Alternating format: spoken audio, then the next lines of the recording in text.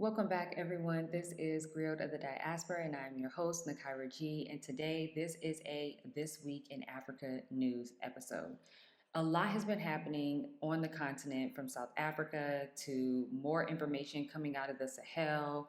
We have stories of a possible coup in Ivory Coast. So stay tuned and let's talk about it.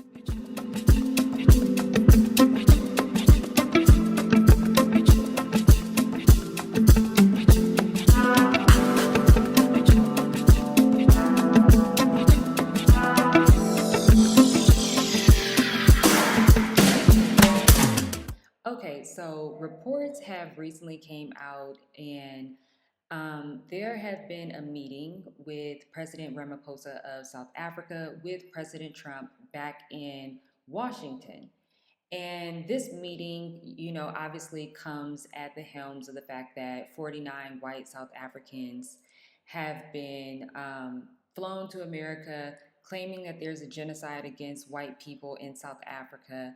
And their wishes were granted, I guess. I'm so confused as to why they feel like out of all places that they should go back to is America when they are mostly white Dutch descendants of the Dutch settlers and colonizers.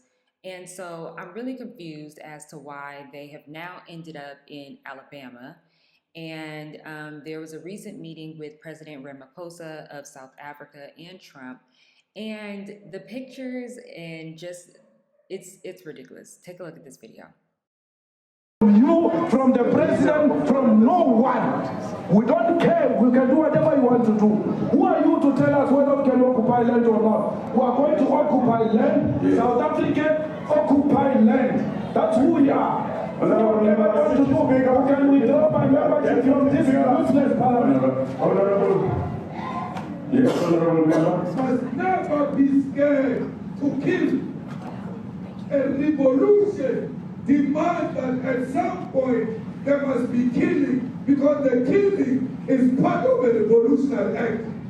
Shoot, kill, Gaza, kill the poor, the farmer. And so to make it even worse, they are watching, this video of Julius Malema, and Julius Malema is a freedom fighter, and he has a political party organization called the EFF. And they have been very vocal about what's going on in South Africa, especially for Black South Africans. He is considered one of the most prominent political leaders in South Africa, always fighting for Black South African rights. And so this meeting, from the media at least, all we see are Trump and President Ramaphosa watching these videos of Julius Malema where he is chanting things like "kill the Boer" and, saying things like, this is our country and blah, blah, blah. And so Trump, I guess, is trying to get clarification on if there is a genocide in South Africa, and he's appearing to try to get all sides of the story. It's kind of ridiculous. It's even more ridiculous that President Ramaphosa, just from the pictures, from the articles, from the videos that we are seeing that are coming out, obviously strategically from the media houses that were allowed into this meeting, we're seeing a lot of lack of solidarity for Black South Africans. It seems as if Black South Africans are not a priority in this conversation at all. It seems as if President Trump is legit just asking, are these white people safe? Are white people safe? And what are you guys going to do to make sure that they are safe? I'm not seeing a lot of in-depth conversations about the history of South Africa. I'm pretty sure somebody has to educate Donald Trump on the history of South Africa and what South Africa is. I genuinely would not be surprised if Donald Trump has no idea who Nelson Mandela is, or his story, or the whole situation that has happened in South Africa. I literally would not be surprised if he thinks that South Africa is originally a white country. I'm pretty sure he probably believes that, and I'm pretty sure there are people who voted for him that believe that. But what's crazy about this whole thing is that Trump then shows some photos that he claims is evidence of some type of genocide, and reports have already come out to debunk the images that he displayed to show that those are actually pictures from a war situation that happened in Congo and apparently like a few years ago. So again, this is who is running the US. This is who is running the United States of America. And it's really, really alarming because there are things actually happening. People are fleeing, South Africa to come to America. There's also been reports that even people from America that are being deported to places like South Sudan, where there is a known genocide that is actually happening still right now as we speak. And so for him to even think that out of all of the genocides that you want clarity on, the one that you want to know about is one that is literally not even happening. I hope that you guys saw a recent video that I posted maybe at the top of this year, I think it was last year, about these two Black South African women who were murdered by this white farmer, and he literally disposed of their bodies by feeding them to the pigs. And they are currently in court today in South Africa. And it's just like, this is not a genocide. There is no genocide against white people in South Africa. In fact, people are actually politely asking them to leave and to seize their land, right? And they are refusing. And because they are being politely asked to seize their land and to delinquish themselves of any rights or privileges, they are calling that a genocide. So obviously it's a mess. So we will stay tuned to this story, and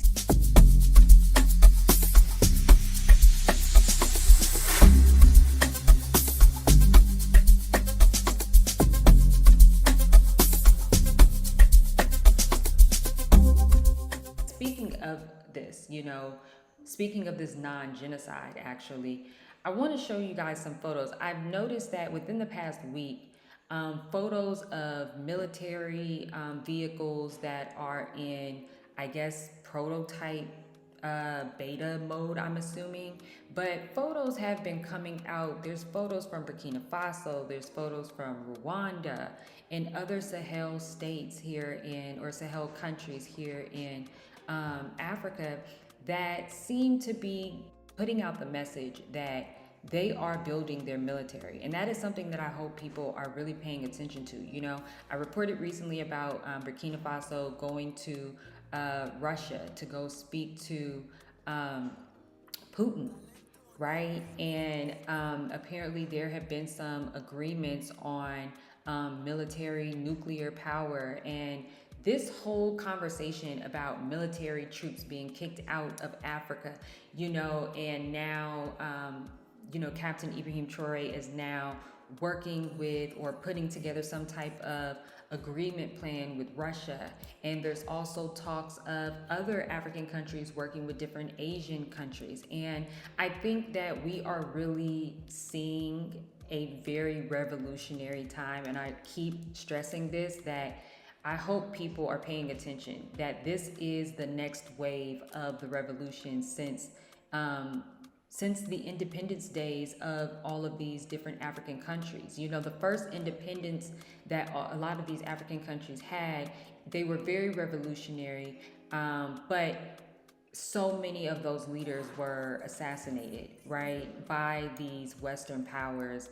And so we are seeing a very pivotal time for Africa. So it's really interesting to see these different pictures come out about these potential prototypes and these different vehicles that these countries are working on. So I hope that we see more information about that in the next couple of weeks, especially with things that are happening with Burkina Faso. And so there has been more information also coming out about Chad. Chad has been talking for several months about leaving ECOWAS and going into the AES and joining the Sahel Alliance. So again, these are all things that, have been in the works for months, and it just looks like it's getting closer and closer. So let's take a flight to Ghana real quick. So recently, there have been some decongestion efforts going around in Accra, mostly in like the business market area. And so there's some videos and photos that have been going around on social media of government officials basically going around the city and cleaning up the streets. Well, what they are working on, at least in this particular first phase that we're seeing online, is they are cleaning out the street beggars and what they consider to be illegal immigrants. And there was information that came out to also say that they are processing them. I'm not sure what the processing means. I'm not sure if they are processing them as asylum seekers or as citizens or what. But I think that this story is really interesting, especially for people, locals, as well as people visiting, because the street beggar situation has been very dire in Accra, especially in the business markets, especially in the business districts, especially in very tourist areas, especially the mall, the mausoleums, the museums, especially in Osu, where there's a lot of nightclubs and where there's a lot of prostitution at night. It's very interesting that the government is working on that, and I noticed a complete difference when I went to the mall just a couple days ago. Usually, when you go to a Accra mall, there is a lot of beggars leading up to the mall. If you are coming from the street, if you're coming from like the Chotros, or if you're walking from a different area. But if you are driving in a car, you might be able to, just kind of miss through all of that. It's usually when you are on the street walking.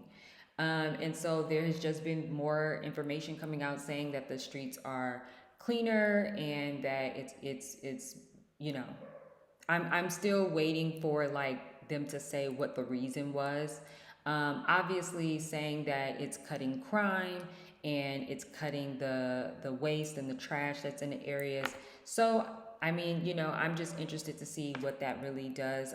But I will say, the street beggar situation is very overwhelming. It can be very overwhelming, especially if you are not in a vehicle, if you are walking or you're taking public transportation. Even if you are in a vehicle, you always have to have your windows up when you're in a certain part of Accra, if you're on the main roads and stuff like that. So I am happy to see that this type of effort is being done. I just don't know what the results or the aftermath is right now.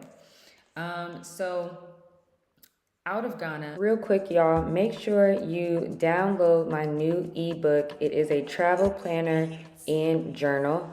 I made this about a year and a half ago, and it's really, really cool. There are 10 different entries. So as you are on your travel journeys, make sure you download this ebook. It's only $10, and you can get it on my website today at nakedgoldonline.com.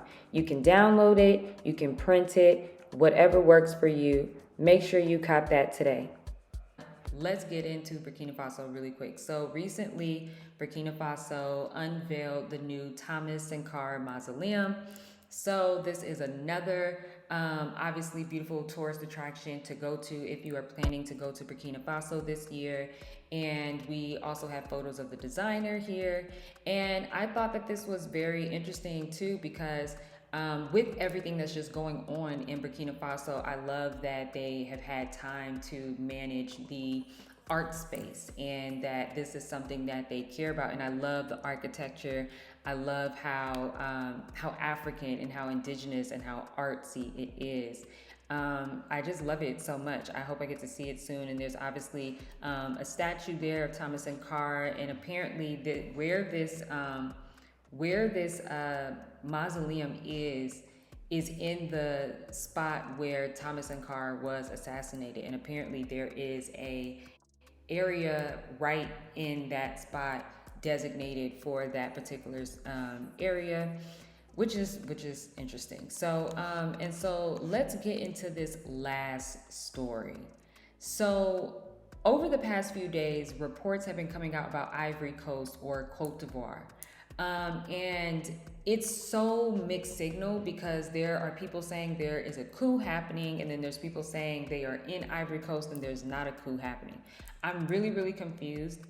What I did see consistently is that apparently the government has cut off access to the internet, and I'm assuming that that also means certain social media apps as well as X and different media outlets, because people on social media are saying like, why aren't media outlets talking about it? Why aren't international media outlets talking about it? And I haven't seen any international outlet talk about it yet as of now. Maybe after this video is made, if there's anything else that comes out, I'll try to add it on into this video. But right now it's just kind of like random tweets, random videos. It's hard to verify what is true and what is happening right this second.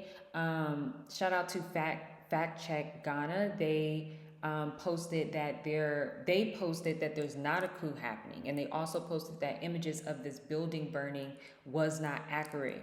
But like I said, there's people who are saying it did happen, and there's pictures of like this parade and things, but you can't really tell if this happened recently or if these are old videos, because I'm not gonna lie, the footage looks like it was really old or something. So I don't know. But I do think that it's interesting that hopefully you guys check out my video that I dropped called Our Military Presidents, the New Revolution. In that video, I talk about just some of the current presidents in Africa and if they have citizen favor or if they have Western favor and how they got their position. And I talk a little bit about just about like 7 or 8 countries, just to give people kind of an idea of like what the different regimes are here on the continent. And it's funny because I was gonna do Ivory Coast, but I wanted to do that in the part 2 video. And so now, Ivory Coast, they are now apparently dealing with a coup. The president that they had, Alassane Ouattara, he has been in presidency for 15 years. And so if you saw in my last video, I mentioned how, similar to Rwanda President Kagame, he has been in presidency, I think, since 2003, 2005. And so you have these presidents who have been in power for a decade or two. And I mentioned out in Togo where that president has been in presidency for 40 years. And so there seems to just be a disconnect. There seems to be just some type of, when these presidents have a long stint, it seems to turn into like a dictatorship, and it doesn't really seem like the citizens are happy with that. And oftentimes we're seeing a pattern that there's a lot of Western favor with these presidents who have these decade-long runs. So I thought that that was interesting that Ivory Coast is considered one of those countries who have a president of 15 years. And so we're just waiting to hear what is going to happen with that, because I'm just seeing way too much opposing sides. There's one side saying it's not happening, another side saying that it is. So hopefully by the time this video comes out, there's a little bit more information. And if you guys cannot tell, I have a different painting in the back now. This is the hieroglyphs painting that I did, and this is also on sale on my website. So make sure you cop one. And if you have any inquiries in terms of customizations, colors, sizes, as well as the Ma'at painting that is usually behind me, definitely send me a message and we can talk about pricing and things like that. Subscribe. Until next time.